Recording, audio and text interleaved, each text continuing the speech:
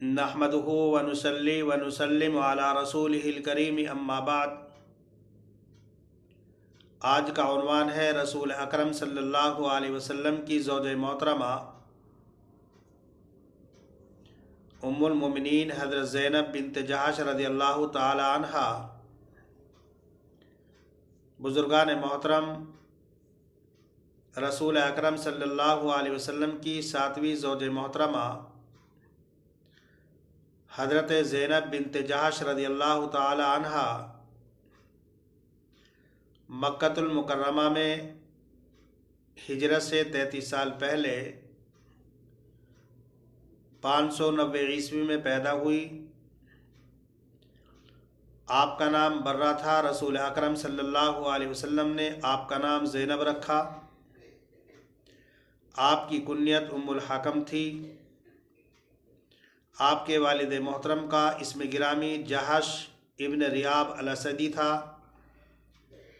जो कुरैश के सरदार ख्वाजा अब्दुल मुत्तलिब के खलीफ थे, और इन्होंने इस्लाम का ज़माना नहीं पाया। आपकी वालिदा मोहतरमा उमैमा थी, जो ख्वाजा अब्दुल मुत्तलिब की साहबजादी थी और रसूल अकरम सल्लल्लाहु अलैहि वसल्लम की फूफी होती थी। इनके इस्लाम के सिलसिले में हज़रात उलमा मुख्तलिफ हैं। बाद हज़रात उलमा फरमाते हैं कि उमैमा इन्होंने इस्लाम कबूल किया और हिजरत की। ग़ज़वे खैबर के मौके पर रसूल अकरम सल्लल्लाहु अलैहि वसल्लम ने इनको कुछ खजूरें भी इनायत फरमाई। हज़रत ज़ैनब बिन्त जहश रज़ियल्लाहु ताला अन्हा के 3 भाई थे। एक का नाम अब्दुल्ला,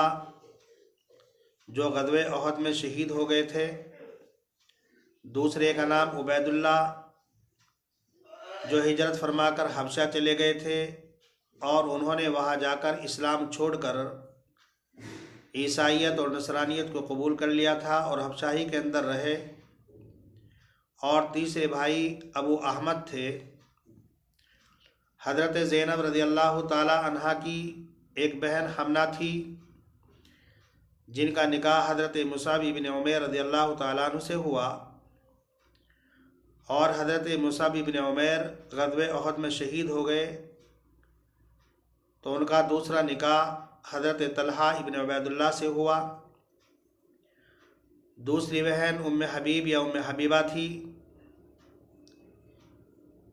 जिनका निकाह हज़रत अब्दुर्रहमान इब्न औफ रज़ियल्लाहु ताला अन्हु से हुआ, और इनकी कोई औलाद नहीं थी। रसूल अकरम सल्लल्लाहु अलैहि वसल्लम के मदीना मुनव्वरा हिजरत कर जाने के बाद हज़रत ज़ैनब बिन्त जहश रज़ियल्लाहु ताला अन्हा भी मक्के को खैरबाद कहकर मदीना मुनव्वरा चली गई। हुज़ूर अकरम सल्लल्लाहु अलैहि वसल्लम के एक मुतबन्ना थे, लेपालक थे, जिनका नाम ज़ैद इब्न हारिसा था। तो रसूल अकरम सल्लल्लाहु अलैहि वसल्लम ने ज़ैद इब्न हारिसा के लिए हज़रत ज़ैनब बिन्त जहश रज़ियल्लाहु ताला अन्हा से पैगाम निकाह दिया, लेकिन हज़रत ज़ैनब और हज़रत ज़ैनब के भाइयों ने इसको पसंद नहीं किया, और रसूल अकरम सल्लल्लाहु अलैहि वसल्लम से फ़रमाया कि हम गौर व फ़िक्र कर रहे हैं, और मशवरा करने के बाद आपको इत्तला कर दी जाएगी। कुछ थोड़ा सा इंतज़ार कर लीजिए। और वजह असल में इस पैगाम निकाह को पसंद न करने की ये थी कि हज़रत ज़ैनब बिन्त जहश रज़ियल्लाहु ताला अन्हा का जो घराना था वो सादात कुरैश से था, आज़ाद थी, जबकि हज़रत ज़ैद इब्न हारिसा रज़ियल्लाहु ताला अन्हु ग़ुलामज़ादे थे। तो जो ज़माने जाहिलियत से तबक़ाती और मौरूसी तफरीक चली आ रही थी, वही तफरीक और तकसीम जहन के अंदर मौजूद थी। حضرت زینب رضی اللہ تعالیٰ عنہ کے بھائی یہ سمجھ رہے تھے کہ ہماری بہن کا تعلق سادات قریش ہے، آزاد ہے، جبکہ حضرت زید بن حارثہ رضی اللہ تعالیٰ عنہ غلام زادے ہیں، اور رسول اکرم صلی اللہ علیہ وسلم کا منشا ان دونوں کے نکاح سے اسی موروثی اور طبقاتی تفریق کو ختم کرنا تھا۔ رسول اکرم صلی اللہ علیہ وسلم عملی طور سے طبقاتی اور موروثی تقسیم کو ختم کرنا چاہتے تھے، تفریق کو ختم کرنا چاہتے تھے۔ رسول اکرم صلی اللہ علیہ وسلم وہیں پر بیٹھے رہے اور آپ پر وحی نازل ہو گئی، وَمَا كَانَ لِمُؤْمِنٍ وَلَا مُؤْمِنَةٍ إِذَا قَضَى اللَّهُ وَرَسُولُهُ أَمْرًا أَن يَكُونَ لَهُمُ الْخِيَرَةُ۔ جب اللہ اور اللہ کا رسول کسی چیز کا فیصلہ کر دیں تو کسی مومن کسی مومنہ کو اختیار باقی نہیں رہتا۔ جب یہ آیت کریمہ نازل ہوئی تو حضرت زینب اور حضرت زینب کے بھائی وہ نکاح کرنے پر راضی ہو گئے۔ انہوں نے کہا کہ جب اللہ تبارک و تعالی ہی اس نکاح پر راضی ہے تو پھر ہمیں اب سوچ و وچار کرنے کی کوئی ضرورت نہیں۔ حضرت زید بن حارثہ کا نکاح حضرت زینب بنت جحش رضی اللہ تعالیٰ عنہ سے کر دیا گیا، لیکن ان دونوں کے درمیان میں رشتے اچھے نہیں رہے، اور جو طبقاتی اور موروثی تفریق دونوں کے درمیان میں پائی جاتی تھی اس کا اثر دونوں کے درمیان میں باقی رہا۔ حضرت زید بن حارثہ رضی اللہ تعالی عنہ نے رسول اکرم صلی اللہ علیہ وسلم سے کئی مرتبہ شکایت کی، تلخ کلامی کی، ان کے رویے کی، ان کی تعظیم و توقیر کی، حتیٰ کہ ایک مرتبہ حضرت زید بن حارثہ رضی اللہ تعالی عنہ نے رسول اکرم صلی اللہ علیہ وسلم سے فرمایا کہ اللہ کے پیغمبر میں تو زینب کو طلاق دینا چاہتا ہوں۔ تو رسول اکرم صلی اللہ علیہ وسلم نے ارشاد فرمایا امسک علیک زوجک واتق اللہ، اپنی بیوی کو اپنے پاس روک لو اور اللہ سے ڈرو۔ تقریباً 1 سال تک یہی صورتحال باقی رہی، اور جب نباہ کی کوئی شکل اور صورت باقی نہ رہی تو حضرت زید بن حارثہ نے حضرت زینب رضی اللہ تعالیٰ عنہ کو طلاق دے دی۔ عدت پوری ہو گئی، ادھر رسول اکرم صلی اللہ علیہ وسلم کا نکاح حضرت زینب بنت جحش رضی اللہ تعالیٰ عنہ سے آسمانوں پر کر دیا گیا۔ چونکہ حضرت زید بن حارثہ رضی اللہ تعالیٰ عنہ حضور اکرم صلی اللہ علیہ وسلم کے لیپالک تھے، متبنہ تھے، کفار مکہ اور مشرکین مکہ نے شور مچانا شروع کر دیا کہ دیکھو محمد ابن عبداللہ جو بیٹے کی بہو سے نکاح کو حرام قرار دیتا تھا، آج اس نے خود ہی اپنے بیٹے کی بہو زینب سے نکاح کر لیا۔ لیکن قرآن کریم کی آیت نازل ہو گئی فلما قضا زید منہا وطرا زوجناکہا لکی لا یکون علی المؤمنین حرج فی ازواج ادعیاہم اذا قضوا منہن وطرا وکان امر اللہ مفعولا، کہ یہ نکاح حضرت زینب سے رسول اکرم صلی اللہ علیہ وسلم کا اللہ تبارک و تعالیٰ نے کیا، آسمانوں پر کیا، اور اس کا ایک مقصد یہ ہے کہ زمانے جاہلیت سے اور ابتداء اسلام میں جو ایک رسم چلی آ رہی ہے کہ لے پالک کو اور متبنہ کو اپنے حقیقی بیٹے کی طرح سمجھتے ہیں، اور جس طریقے سے اپنے حقیقی بیٹے کی بہو سے نکاح کو حرام تصور کرتے ہیں، اسی طریقے سے زمانے جاہلیت میں اور ابتداء اسلام میں لیپالک اور متبنہ بیٹے کی بہو سے نکاح کو حرام سمجھتے تھے، اور جیسے حقیقی بیٹے کو میراث میں حصہ ملتا ہے ایسے ہی لیپالک اور متبنہ بیٹے کو میراث میں حصہ دیا کرتے تھے۔ تو قرآن کریم کی آیت نے اس جاہلانہ رسم کو ختم کیا اور یہ فرمایا کہ متبنہ اور لیپالک وہ حقیقی بیٹے کی طرح نہیں ہوتا، نہ حقیقی بیٹے کی طرح میراث کے اندر اس کا کوئی حصہ ہوتا ہے۔ قرآن کریم کے اندر فرمایا گیا وَمَا جَعَلَ أَدْعِيَاءَكُمْ وَأَبْنَاءَكُمْ ذَلِكُمْ قَوْلُكُمْ بِأَفْوَاهِكُمْ، کہ اگر تم نے کسی کو لے کر پال لیا، کسی کو اپنا بیٹا بنا لیا، تو لے کر پالنے سے، اپنا بیٹا بنانے سے وہ تمہارا حقیقی بیٹا نہیں سمجھا جائے گا۔ اور قرآن کریم کی دوسری آیت نازل ہو گئی ادعوہم لآبائہم هو اقسط عند اللہ، کہ دیکھو شریعت کا ضابطہ اور قاعدہ یہ ہے کہ جو بچہ جس کا ہو اس کو اسی کے باپ کی طرف منسوب کیا جائے، اسی کے باپ کی طرف نسبت کی جائے، یہی عدل اور انصاف کی بات ہے۔ حضرت زید ابن حارثہ کو اس سے پہلے زید ابن محمد کہا جاتا تھا، زید ابن محمد کے نام سے مشہور اور معروف تھے، لیکن جب یہ آیت کریمہ نازل ہو گئی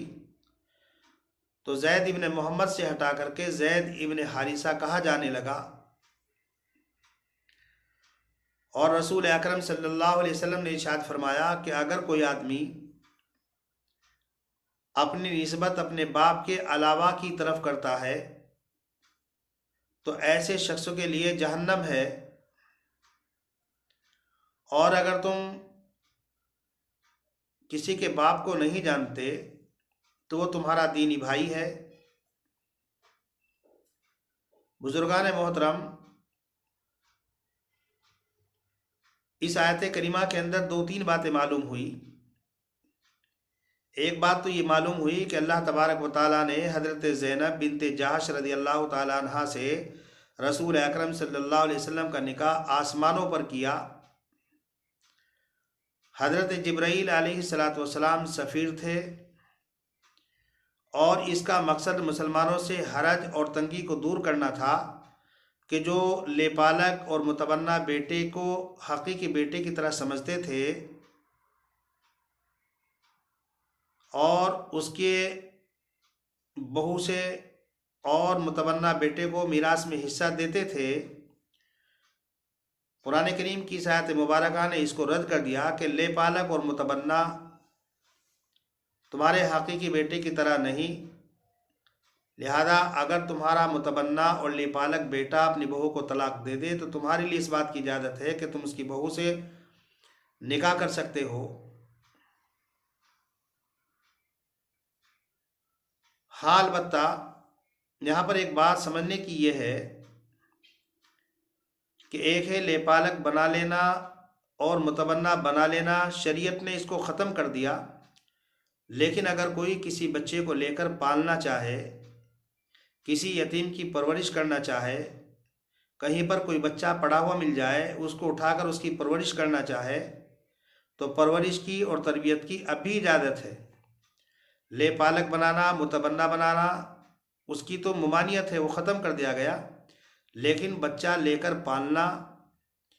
کسی پڑے ہوئے بچے کو اٹھا کر اس کی پرورش اور تربیت کرنا، کسی یتیم بچے کو لے کر کے اس کی تربیت پرورش کرنا، شرعاً اس کی اب بھی اجازت ہے۔ لیکن یہ بات یاد رکھیں کہ اگر آپ نے کسی بچے کو لے کر پال لیا، کسی یتیم کی آپ نے پرورش کی، کوئی بچہ آپ نے کہیں سے اٹھا لیا تو وہ بچہ آپ کے لیے اجنبی رہے گا، بڑا ہونے کے بعد اس بچے سے پردہ لازم ہوگا اور میراث کے اندر اس کی کوئی حصہ داری نہیں ہوگی۔ یہ بات الگ ہے کہ آپ اپنی طرف سے کچھ دینا چاہیں تو دے سکتے ہیں۔ جب حضرت زینب رضی اللہ تعالیٰ عنہ سے رسول اکرم صلی اللہ علیہ وسلم کا نکاح ہو گیا تو اللہ کے رسول صلی اللہ علیہ وسلم نے دعوت کی، دعوت ولیمہ۔ اس میں رسول اکرم صلی اللہ علیہ وسلم نے کچھ لوگوں کو بلایا، لیکن ہوا یہ کہ دعوت کھانے کے بعد کچھ لوگ وہاں پر بیٹھے بات چیت کرتے رہے۔ رسول اکرم صلی اللہ علیہ وسلم کو یہ بات ناگوار گزری اور آپ کو تکلیف پہنچی تو قرآن کریم کی آیت نازل ہو گئی یا ایھا الذین آمنوا لا تدخلوا بیوت النبی الا ان یؤذن لکم الی طعام غیر ناظرین۔ اس آیت مبارکہ میں 3-4 احکام خاص طور پر بیان کیے گئے۔ ایک تو یہ کسی کے گھر میں اس کی اجازت کے بغیر داخل نہیں ہونا چاہیے، شرعاً اس بات کی اجازت نہیں کہ بغیر اجازت کے کوئی آدمی کسی کے گھر میں داخل ہو جائے، اور اگر گھر میں جانے کی آپ کو اجازت مل گئی، کسی نے آپ کی دعوت کر دی،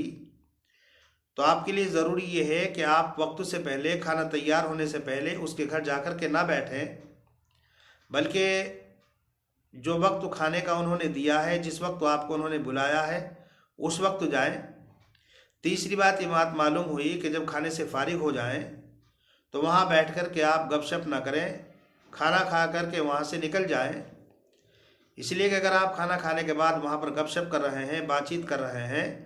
تو ظاہر سی بات ہے کہ میزبان کو بہت ساری ضروریات ہوتی ہیں، بہت سارے کام ہوتے ہیں، اور آپ کے علاوہ ہو سکتا ہے دیگر مہمانوں کو وہ بٹھانا چاہتے ہوں، بلانا چاہتے ہوں، تو اس بات کی اجازت نہیں۔ اسی کے ساتھ ساتھ میں حضرت زینب رضی اللہ تعالیٰ عنہ سے متعلق ایک بات یہ ہے کہ ایک مرتبہ حضرت عمر، حضرت عائشہ اور رسول اکرم صلی اللہ علیہ وسلم ایک ساتھ کھانا کھا رہے تھے، تو حضرت عمر رضی اللہ تعالیٰ عنہ کی انگلی حضرت عائشہ رضی اللہ تعالیٰ عنہ کی انگلی سے بغیر ارادے کے ٹکرا گئی،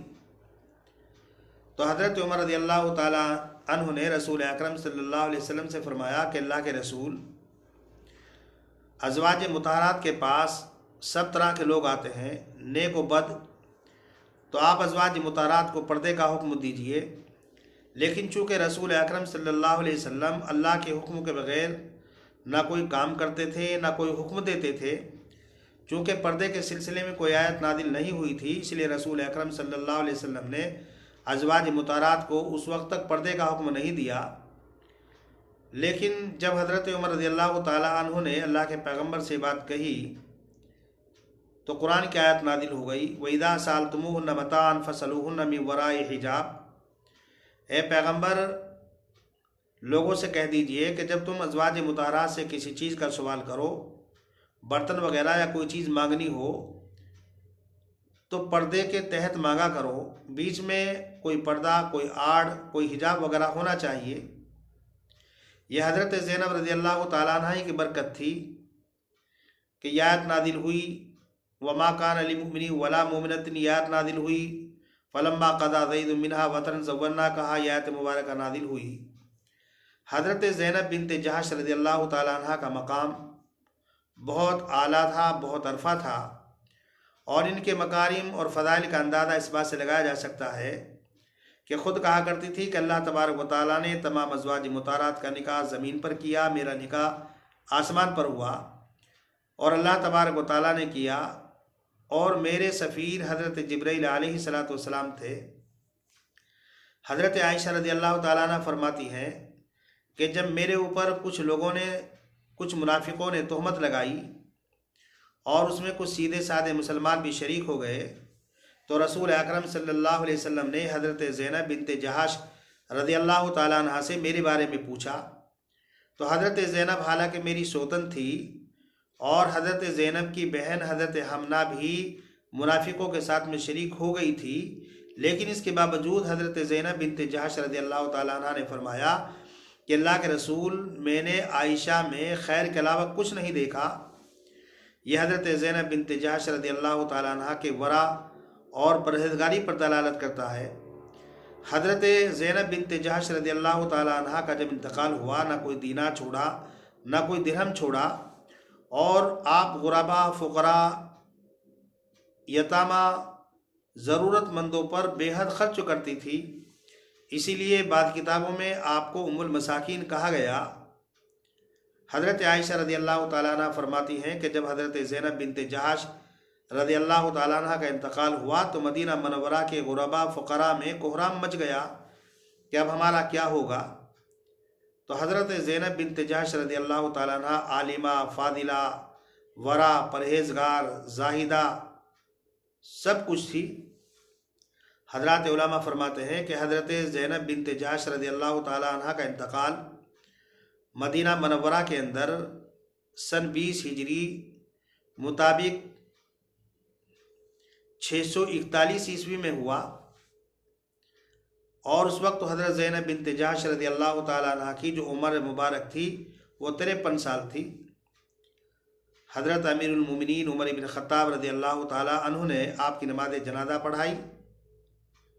اور آپ کے بھائیوں نے، آپ کے بھتیجوں نے اور آپ کے بھانجوں نے آپ کو قبر میں اتارا، آپ کو بقیع کے اندر دفن کیا گیا۔ حضرت زینب بنت جحش رضی اللہ تعالیٰ عنہ انہوں نے اپنا کفن پہلے ہی تیار کر کے رکھا ہوا تھا اور یہ فرمایا کہ اگر عمر میرے لیے کفن بھیجے تو ان سے کہہ دے کہ وہ اس کو صدقہ کر دیں۔ تو حضرت زینب بنت جحش رضی اللہ تعالیٰ عنہ جن کا مقام بہت اعلیٰ اور عرفہ تھا اور کئی آیات مبارکہ حضرت زینب بنت جحش رضی اللہ تعالیٰ عنہ کے سلسلے میں نازل ہوئی، تو اس سے اندازہ لگایا جا سکتا ہے کہ حضرت زینب بنت جحش رضی اللہ تعالیٰ عنہ کا مقام و مرتبہ، ان کے ورع، زہد، تقوی، صدقہ خیرات۔ آپ کو معلوم ہوگا کہ ایک مرتبہ رسول اکرم صلی اللہ علیہ وسلم نے ازواج مطہرات سے فرمایا کہ تم میں جو جس کے ہاتھ سب سے زیادہ لمبے ہیں، سب سے پہلے مرنے کے بعد مجھ سے اس کی ملاقات ہوگی۔ اب ازواج مطہرات نے اپنے ہاتھوں کی پیمائش شروع کر دی، لیکن حضور اکرم صلی اللہ علیہ وسلم کی وفات کے بعد سب سے پہلے جس زوجہ محترمہ کا انتقال ہوا وہ حضرت زینب بنت جحش تھی، اور لمبے ہاتھوں سے مراد سخاوت کرنا، صدقہ خیرات کرنا تھا۔ چونکہ یہ سب سے زیادہ سخاوت کرتی تھی، سب سے زیادہ صدقہ خیرات کیا کرتی تھی، تب ازواج مطہرات کو یہ بات معلوم ہوئی کہ لمبے ہاتھوں سے مراد ہے سخاوت۔ اور ساتھ ساتھ میں اس سے حضرت زینب بنت جحش کی فضیلت یہ معلوم ہوتی ہے کہ رسول اکرم صلی اللہ علیہ وسلم نے فرمایا مجھ سے ملو گی، جس کا مطلب یہ ہے کہ جنت کی طرف اشارہ ہے۔ بزرگان محترم، ہمیں چاہیے کہ ہم ازواج مطہرات کے حالات زندگی کو پڑھیں، سمجھیں اور ان کے مطابق زندگی گزارنے کی کوشش کریں۔ اللہ تبارک و تعالیٰ سے دعا ہے کہ اللہ تبارک و تعالیٰ مجھے بھی اعمال حسنہ کی توفیق مرحمت فرمائے اور آپ حضرات کو بھی اعمال حسنہ کی توفیق مرحمت فرمائے۔ وما علینا الا البلاغ۔